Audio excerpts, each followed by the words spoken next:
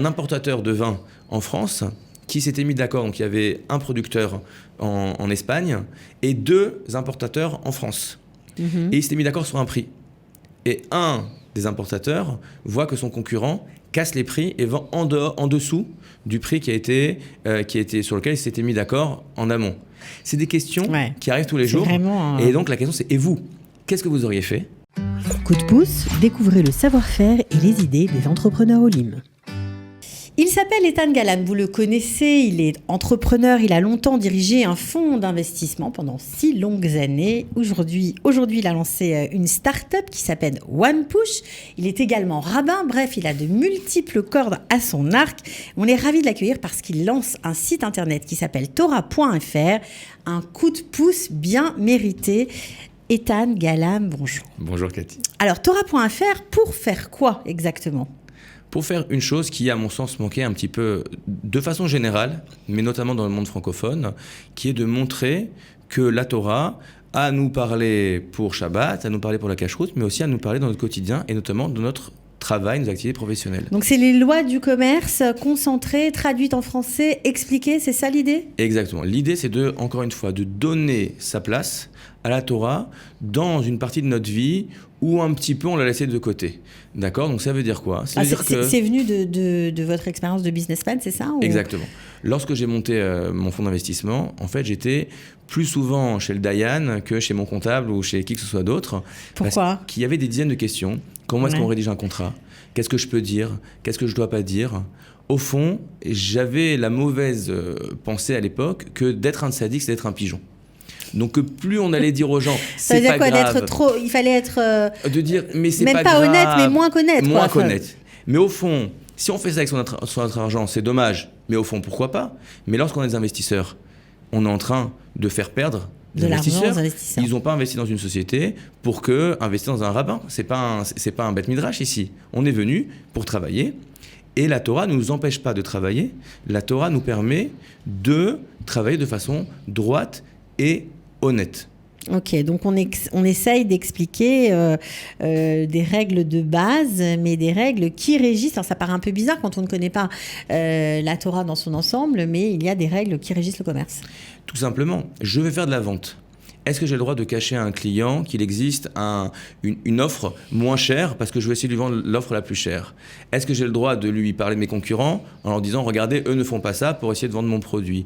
Est-ce que j'ai le droit de donner des prix différents à des personnes différentes ? C'est autant de questions et il y en a des centaines et des millions qui vont se poser les questions au travail. Est-ce que j'ai le droit de faire une marge sur un service que j'ai par ailleurs, que je n'ai pas fait en direct par exemple ? Exactement. Alors aujourd'hui, il y a des services de dropshipping, il y a des questions de Onaa. Est-ce que j'ai le droit de vendre quelque chose que j'achète à $1, à le vendre à $80 en France ?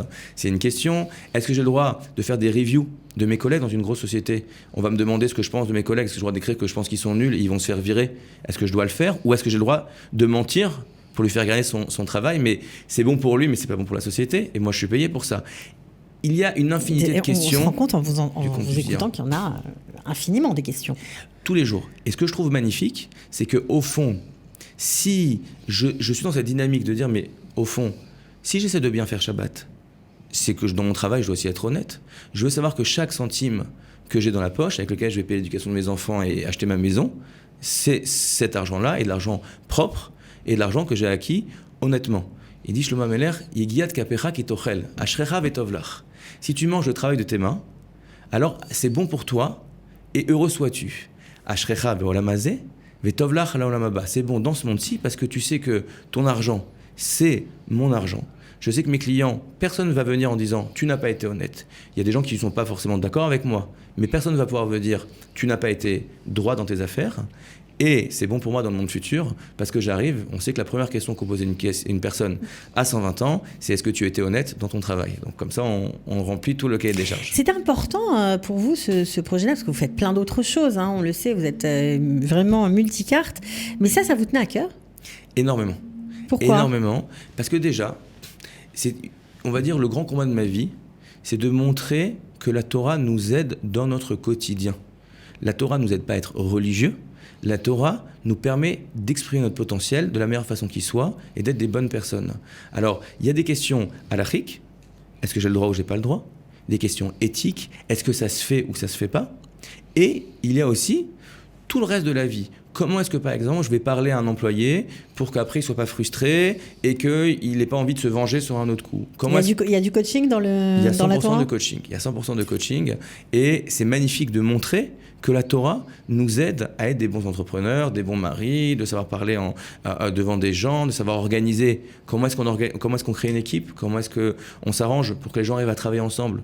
Je vous donne un petit exemple. On aime bien les exemples. Il y a un interdit dans la Torah de faire tirer une charrue par un bœuf et un âne en même temps.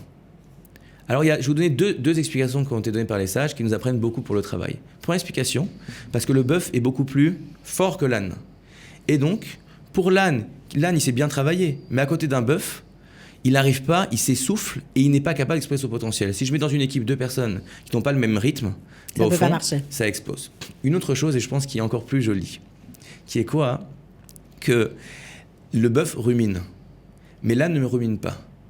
Et lorsqu'un âne voit un bœuf toujours en train de manger, il pense qu'on donne plus à manger au bœuf qu'à lui-même, parce que lui n'est pas conscient qu'en fait, il mange la même nourriture qu'il a reçue il y a plusieurs heures, donc l'âne va être frustré. Au fond, parfois dans une équipe, vu que tout n'est pas sur la table, alors on est jaloux parce qu'on est sûr que lui a plus de droits, parce qu'on est sûr que lui a le droit et moi j'ai pas le droit, et au fond ça crée de la frustration et ça fait exploser des sociétés pour des choses bêtes. Donc en fait c'est à destination, ce site Torah.fr, de tout à chacun, toute personne qui travaille, peu importe sa place dans l'entreprise, peut être concerné par ce site. 100%.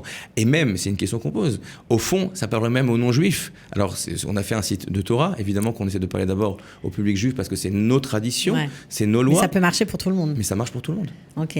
Alors, qu'est-ce qu'on y trouve en gros ? Vous avez un petit peu, vous l'avez un peu dit, mais au niveau des rubriques, c'est quoi ? Déjà, on a une rubrique où on va passer en revue les mitzvot Ben Adam Lachavero.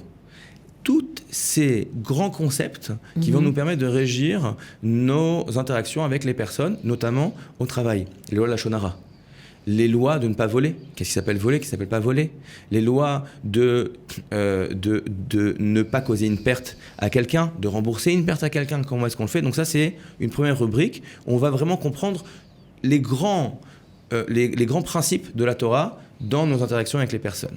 Première rubrique. Deuxième rubrique, il y a une question éthique. Et vous, qu'auriez-vous fait ? Donc on va mettre en scène des cas pratiques et dire, mais au fond, qu'est-ce que vous auriez fait dans ce cas-là ? Je donne un exemple. Il y avait un producteur. Toutes les questions sont des questions réelles que nous on a reçues. Bien sûr, j'imagine. D'accord. Ouais. Un importateur de vin en France qui s'était mis d'accord. Donc il y avait un producteur en Espagne et 2 importateurs en France. Et ils s'étaient mis d'accord sur un prix. Et un des importateurs voit que son concurrent casse les prix et vend en dessous du prix qui a été sur lequel il s'était mis d'accord en amont.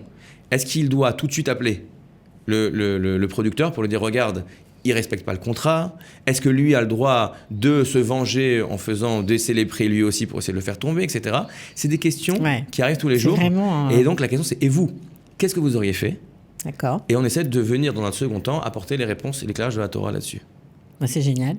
J'espère. Bon, écoutez, en tout cas, c'est un site gratuit, j'imagine. Évidemment, tout est gratuit. Donc, tout est gratuit, c'est de l'information pure, c'est pour tout le monde, qu'on soit employé, entrepreneur, qu'on ait même peut-être envie de se lancer. On peut aussi voir à quelle sauce on va être mangé, puisque ça donne un peu différents aspects des lois du commerce. Donc, ça s'appelle Torah.fr, c'est vous qui l'avez mis en place. Voilà, et j'espère que ça va servir à plein de gens. Mais j'espère aussi, un petit message que je donne à toutes les personnes qui nous écoutent, c'est qu'au fond, une des raisons pour laquelle ces ne sont pas très traités, parce que ça dépend beaucoup du cas. Chaque cas est différent. D'accord ? Ça existe aux États-Unis, c'est traité plus aux États-Unis. C'est plus traité dans le public américain parce qu'ils travaillent beaucoup. Parce qu'ils travaillent, il y a un monde orthodoxe dans le travail qui est beaucoup plus développé, mais qui se développe énormément en France. Vous ne savez pas le nombre de chefs d'entreprise qui étudient le matin dans des bêtes midrash avant de partir au boulot. Et d'ailleurs, ça me touche beaucoup de voir des gens qui sont les patrons au travail, qui vont s'asseoir avec un petit jeune de 18 ans pour découvrir la Torah. Et ça, je trouve que c'est magnifique. Et c'est quelque chose qu'on a dans le public francophone qui est extraordinaire. Mais un appel que je voudrais dire, c'est qu'au fond, chaque cas est particulier. Et donc, il faut avoir quelqu'un à qui on peut poser la question.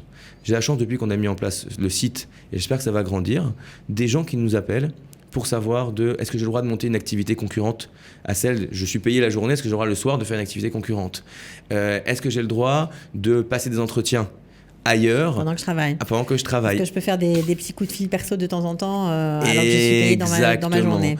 Donc toutes ces questions-là, on nous les pose et ça nous permet d'avoir encore plus de matériel pour essayer d'en faire profiter les autres. Mais surtout, ça permet aux gens d'avoir des réponses et d'être bien et de prendre des décisions. Donc ça, c'est magnifique. Bien fait. Eh bien, bonne chance, Ethan Galam, Merci pour beaucoup. ce nouveau site Thora.fr. Je suis sûre que ça va susciter beaucoup d'enthousiasme. À très bientôt, en tout cas. Merci beaucoup. Bonne journée. Ciao.